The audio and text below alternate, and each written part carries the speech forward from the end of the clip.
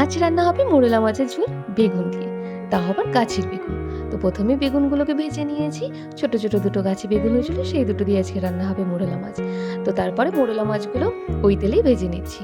ভালো করে ভেজে নিয়েছি সব মোরেলা মাছগুলো। এবার বাকি তেলটাই কালো জিরে ফোড়নে দিয়ে জিরে আর লঙ্কার গুলো পেস্ট করে দিয়ে দিয়েছি। স্বাদ মতন লবণ, হলুদ আর একটা টমেটো কুচি দিয়েছি।